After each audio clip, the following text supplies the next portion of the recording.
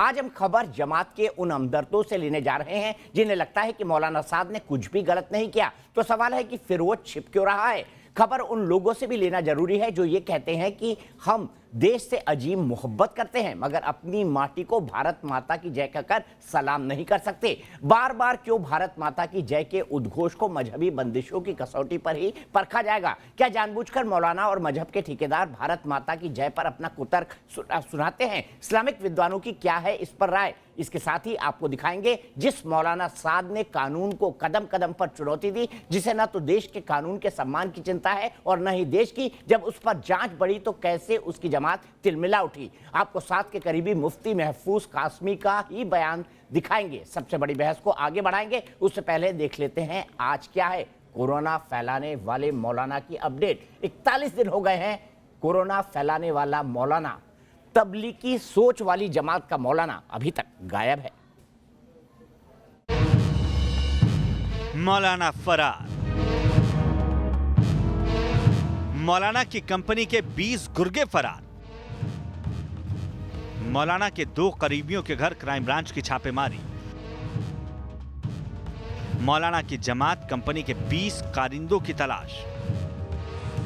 निजामुद्दीन की मरकज में वायरस फैलाने वाला मौलाना साद अब ज्यादा दिनों तक कानून से कबड्डी नहीं खेल पाएगा क्योंकि क्राइम ब्रांच को उसके खिलाफ पुख्ता सबूत हाथ लग चुके हैं। शातिर मौलाना की चाल को मात देने के लिए दिल्ली पुलिस के क्राइम ब्रांच ने मौलाना के उन करीबियों की कुंडली खंगालनी शुरू कर दी है जो मौलाना और उसकी जमात कंपनी के राजदार रहे हैं। कल देर शाम क्राइम ब्रांच की टीम ने मौलाना साद के 2 करीबियों के जाकिर नगर वाले घर पर छापा मारा। खबरों के मुताबिक क्राइम ब्रांच की टीम ने मौलाना के करीबियों से काफी देर तक पूछताछ की है। माना यह जा रहा है कि पूछताछ में क्राइम ब्रांच ने जमात के उन 20 कर्मचारियों के बारे में जानकारी जुटाई है जो कोरोना कांड के बाद FIR दर्ज होने के बाद से फरार है। पुलिस ने मौलाना साद के 2 करीबियों से पूछताछ की है। इस पूछताछ के केंद्र बिंदु में वो 20 लोग थे जिनके पास जिम्मा था कि जो लोग जमात में शामिल हो रहे हैं उनके आने जाने की व्यवस्था रखने का, उनका पूरा ब्यौरा रखने का। और इन्हीं सिलसिले में इन 20 लोगों के बारे में तहकीकात करने के लिए पुलिस ने दोनों करीबियों से काफी देर तक पूछताछ की है। बताया जा रहा है कि पुलिस से भागे फिर रहे ये वही 20 कर्मचारी हैं जो मौलाना की काली करतूतों के राजदार हैं। इसलिए क्राइम ब्रांच की कोशिश है कि जमात के काले कारनामों को उजागर करने और मौलाना साद की गिरबान तक पहुंचने से पहले छिपे हुए 20 कर्मचारियों की कुंडली खंगाल ली जाए। सूत्रों के मुताबिक मौलाना साद के 2 करीबियों से पूछताछ हुई जिसमें क्राइम ब्रांच को कई अहम सुराग हाथ लगे। आपको बता दें कि मौलाना साद के जमात वाले कारोबार को यही 20 लोग देखा करते थे। खासकर विदेश से आने वाले जमातियों के आने जाने का ब्यौरा मौलाना की 20 वाली कंपनी ही देखती थी। लेकिन क्राइम ब्रांच की ताजा छापेमारी से साफ है कि अब ना तो मौलाना बचेगा और ना ही उसकी 20 वाली कंपनी। तो कई सारे सवाल हैं। एक बार फिर मौलाना साद यानी कोरोना फैलाने वाले मौलाना की खबर लेंगे। मेरे साथ एक खास पैनल जुड़ा हुआ है और आज हमने इस पैनल में खास स्त्री शक्ति को आमंत्रित किया है। उस स्त्री शक्ति को आमंत्रित किया है जो इस देश को चलाती हैं और इस देश को आगे बढ़ाने में, दुनिया को आगे बढ़ाने में उनका ही योगदान सबसे अहम है।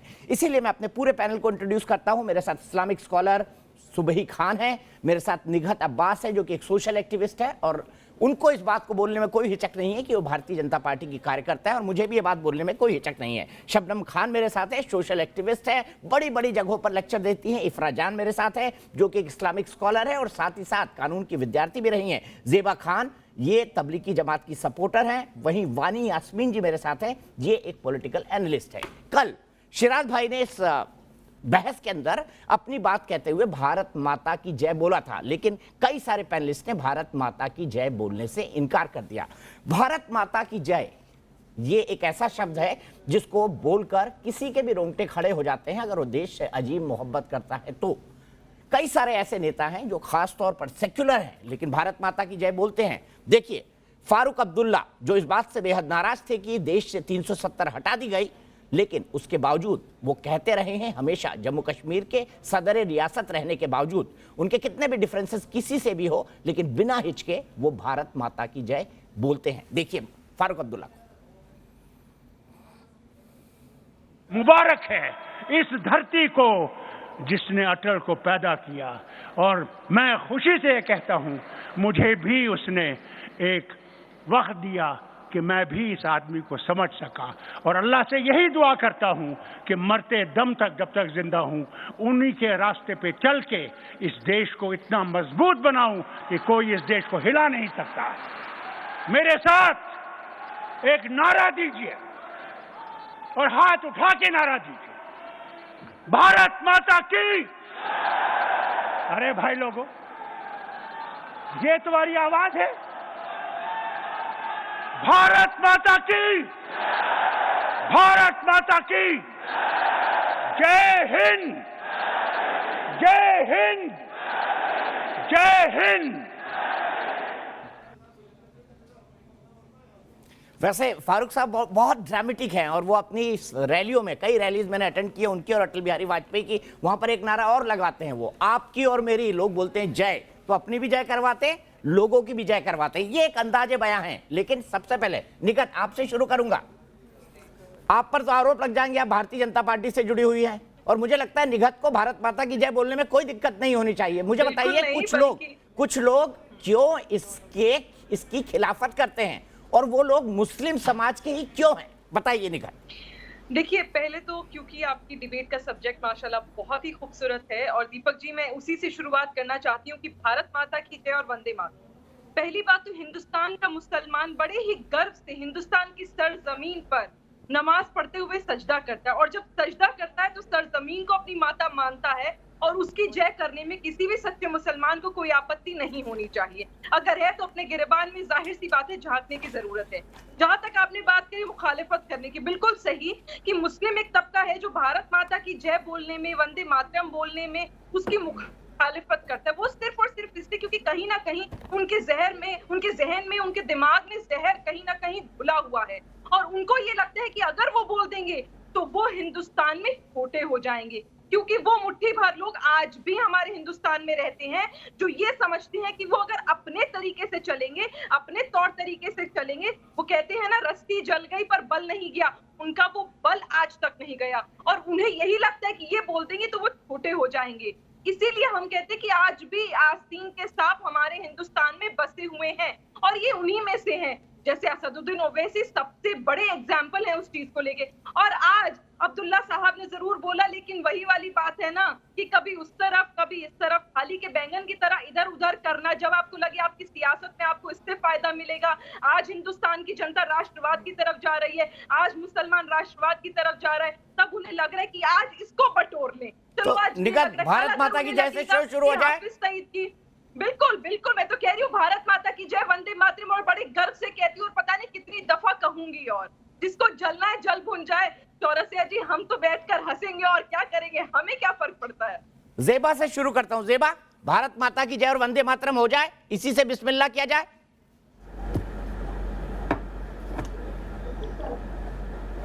कुछ नहीं आ रही है। ज़ेबा, आपको मेरी आवाज आ रही है? ज़ेबा? हाँ जी दीपक जी, मैं आपको सुन सक रही हूँ। जी ज़ेबा, मैं ये कह रहा हूँ कि आज बिस्मिल्लाह डिबेट का हाँ, बोलिए भारत दीपक जी। माता की जय और वंदे मातरम से किया जाए।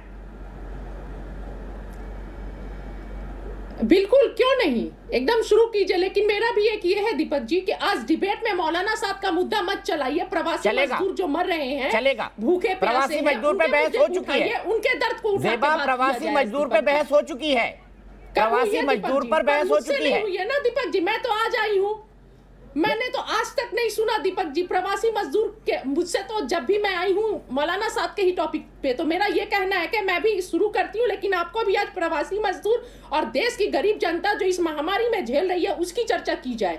वो महामारी जिसको मौलाना साहब ने कोरोना वाले मौलाना बनकर पूरे देश में हर राज्य तक पहुंचा दिया। ज़ेबा, इसलिए पहले मौलाना साहब की बात होगी। मजदूरों को दिक्कत में डालने के एक अपराधी और एक आरोपी मौलाना साहब भी है, कोरोना फैलाने वाले मौलाना भी है। दीपक जी, हाँ दीपक जी, एक मिनट दीपक जी, मौलाना साहब हैं, अपराधी हैं, गलती अगर की है उन्होंने तो सरकार उन्हें सजा देगी, पुलिस प्रशासन उन्हें सजा देगी। और मौलाना, अरे वो कोरोना टेस्ट तो करा लें, आप अपील कर दीजिए मौलाना साहब से। 41 दिन हो गए हैं, उन्होंने कोरोना टेस्ट नहीं कराया, झूठ बोल बयान देते हैं कि मैं क्राइम ब्रांच के टच में हूँ। बिल्कुल, सभी को सजा होनी चाहिए।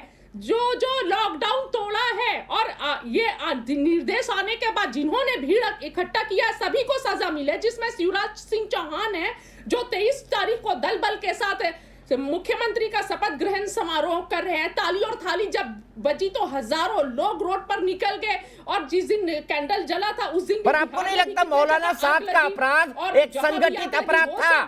मौलाना साद बड़े क्यों हैं? क्योंकि उनका अपराध एक संगठित अपराध था। पर ज़ेबा पहले आप भारत माता की जय तो बोल दीजिए, भारत माता की जय और वंदे मातरम बोल दीजिए पहले, तब बात करेंगे। दीपक जी बोलने तो दीजिए, ज़ेबा बोलने तो दीजिए। ज़ेबा सुनिए ना, कंपनी हमने कहा था बिस्मिल्लाह हम करेंगे भारत माता की जय और वंदे मातरम से, तो बोल दीजिए आप भारत माता की जय और वंदे मातरम। दीपक जी या आप भी असदुद्दीन ओवैसी के फॉलोअर है जो भारत माता की जय और वंदे मातरम नहीं कहता? बिल्कुल नहीं, मैं अपने देश की फॉलोअर हूँ। अच्छा मैं बोल दूंगी तो आप सारे बात बोलने देंगे ना?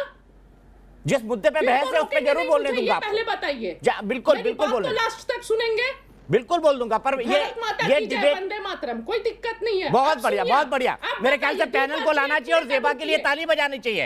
अब मैं सबके मैं ज़ेबा के लिए तालियां बजाता हूँ। जी आप रुकिए जी, और मेरी बात का जवाब दीजिए। नमस्ते ट्रम्प। मुझे ये बताइए भारत माता की जय के बजाय हम क्यों नहीं हिंदुस्तान जिंदाबाद बोलेंगे? मैं आपके पास भी आ रहा हूँ, वाणी जी आ रहा हूँ आपके पास। एक मिनट आ रहा हूँ। दीपक जी पहले मुझे बताइए, नमस्ते ट्रम्प जो हुआ था प्रोग्राम उसकी बात क्यों नहीं होती है? आज अहमदाबाद गुजरात स्थित है, हालत बद से बदतर है। 58,000 करोड़। आपको पता है जमालपुर वो एरिया जो सबसे ज्यादा इन्फेक्टेड है, किसके कारण इन्फेक्टेड हुआ? ज़ेबा क्यों नहीं माफ किए जा रहे हैं? ज़ेबा आपको पता है क्यों मर रही है? अहमदाबाद का सबसे बड़ा हॉटस्पॉट कौन सा है? ज़ेबा आपको पता है अहमदाबाद का सबसे बड़ा हॉटस्पॉट कौन सा है? जमालपुर में ज्यादातर परिवारों में तबलीगी जमात से लोग आए थे और उन्होंने बताया नहीं और संक्रमण फैलाया। क्या ये फैक्ट नहीं है? लेकिन इन सारे प्रॉब्लम्स को दीपक जी सारे वहां पर भी तबलीगी जमात आपके कोरोना फैलाने वाले मौलाना का रोल था। वहां भी कोरोना फैलाने वाले मौलाना का रोल था। पॉलिटिकल पार्टी को फायदा हो सकती है दीपक जी, पॉलिटिकल पार्टीज को फायदा हो सकती है मुस्लिम एंगल से, लेकिन देश के गरीब जनता को नहीं होगी। दीपक जी ये समझना होगा। देश की गरीब जनता के लिए मैं 23 घंटे बोलता हूँ। देश की गरीब जनता के लिए ज़ेबा खान हम 23 घंटे बोलते हैं, लेकिन उस मौलाना साथ कोरोना फैलाने वाले मौलाना के खिलाफ कैंपेन चलाएंगे जो इस देश के कानून का सम्मान नहीं करता। मैं सीधे चलता हूँ शबनम के पास। शबनम दीपक जी, शबनम भगवान ने आपको इतनी सलाहियत दी है कि आप यहाँ से गरीबों के लिए कुछ कर सके, उनके लिए दुआ लीजिए, उनकी यहाँ से आवाज उठाइए। दीपक जी इनसे ये पूछिए, इनके घर का बच्चा चोर होगा, इनके घर का बच्चा चोरी करने जाता होगा तो ये उसे सुधारेंगी या पड़ोसी के बच्चे को सुधारने जाएंगी? ये पड़ोसी की सुधारने की बात करिए शबनम। अरे आप पहले अपने घर में देखेंगी ना क्या क्या गलती है। अरे पड़ोसियों को छोड़ दीजिए बहन जी, अपने घर को देखिए, कोरोना वाले मुल्ला साद को देखिए, क्या बुराई है अगर उसके खिलाफ मुहिम चली हुई है। और मुझे लगता है आपने सड़क पे कभी काम नहीं किया है, आपको काम करना चाहिए सड़क पे। आप दीपक चौरसिया से ही सारे काम करवाएंगी कि इस पर डिबेट करोगे तब मैं बैठूंगी। अच्छा मौलाना साहब इतने भूखे नंगों के लिए क्या? अरे मौलाना साहब ने 2000 करोड़ रुपए इकट्ठे कर लिए ज़ेबा। कोरोना फैलाने वाले मौलाना ने 2000 करोड़ रुपए इकट्ठे कर लिए। कितने भूखे नंगों को खाना खिलाया उन्होंने? 41 दिन में कितने भूखे नंगों को खाना खिलाया मौलाना साहब ने? मुझे कह रही है जवाब दीजिए। सरकारी भारत माता की जय बोलिए। जो भी कोई क्राइम करता है उसको देश के भारत कानून के माता हिसाब की से जय, सजा मिले। वंदे मातरम। सिर्फ मौलाना साहब ज़ेबा इनके साथ आप भी बोल दीजिए ना। ज़ेबा आप जो इतनी वकालत कर रही है मौलाना साहब की। है मुझे ये बताइए मौलाना साहब ने कितने गरीब मजदूरों और हमारे किसान, हमारे मजदूर जो इतने मजबूर है उनके लिए। अच्छा ये बताइए इतनी बड़ी जमात है ना आपकी जान निकल रही थी। अरे बोल दीजिए ना, फिर से बोलने को कह रही हूँ उनके साथ। शबनम के साथ भारत माता की जय बोल दीजिए। शबनम के साथ भारत माता की जय बोल दीजिए। मैं किसी को भारत माता की जय है ना, जरूरत पड़े तो फिर से बोल दीजिए। पर किसी को सर्टिफिकेट किसी से मुझे नहीं चाहिए। ज़ेबा फिर से बोल दीजिए भारत माता की जय। किसी से सर्टिफिकेट नहीं चाहिए। आप पहले मुझे बताइए कि नमस्ते ट्रम्प जो मार रहे हैं ना वो भी अपने आप को देशभक्ति बताता है। सीज जो पत्थर मारता है ना, वो भी कहता है मैं देशभक्त हूँ। अधिकारियों की ट्रैवल हिस्ट्री छिपाई, उससे कोरोना बढ़ा के नहीं उन सबसे बड़ा अपराध मौलाना साहब का है। मैं सीधे चलता हूँ वाणी यास्मीन जी के पास। वाणी यास्मीन जी, क्या आपको मौलाना साहब का अपराध क्षम्य लगता है कि उनको माफ कर दिया जाए? और ये कह रही है गरीब मजदूर मजलूम, जमात ने कितने गरीब मजदूर मजलूमों को मुझे खाना खिलाया? एक बात ये बताइए, पहले मुझे ये बताइए, क्या कोरोना कोविड-19 का कोई रिलीजन है या नहीं है? मुझे ये बताइए। मुनव्वर राणा ने लिखा है, लोगों ने वेनॉम फैलाया है कि कोविड-19 का रिलीजन है। ये आप लोग डिवाइड कर रहे हो कंट्री को मुस्लिम और हिंदू में। वाणी सुन लीजिए ना, एक अजीम शायर है मुनव्वर राणा, जिनका मैं बहुत बड़ा फैन हूं, मेरी बात सुन लीजिए। उन्होंने लिखा है शेर कि कोरोना अब मुसलमान हो गया है। मैंने नहीं लिखा है, मुनव्वर राणा ने लिखा है। जवाब दे दीजिए इसका।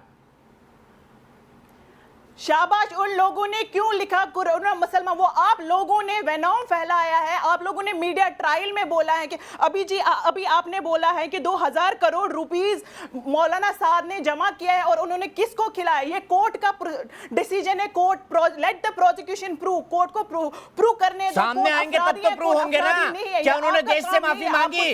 क्या वो क्राइम ब्रांच के सामने गए? क्या उन्होंने अपनी कोरोना जांच कराई? इसको डिवाइड कर रहे हो। क्या उन्होंने कोरोना जांच कराई? क्या वो क्राइम ब्रांच के पास गए? क्या उन्होंने सवालों के जवाब दिए? बताइए, क्यों नहीं दिए?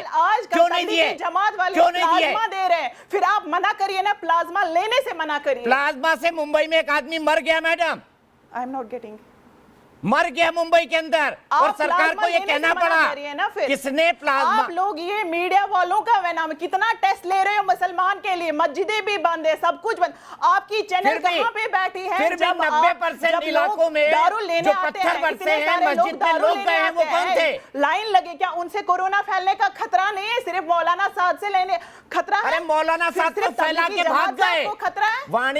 वाणी जी मौलाना साद तो फैला के भाग गए। कहां भाग गए? कोरोना फैलाने वाले मौलाना, हमारा जवाब दीजिए। 30 जनवरी को आया था, हमारे पीएम साहब कहां पे थे? हमारे श्री नरेंद्र मोदी जी कहां पे थे?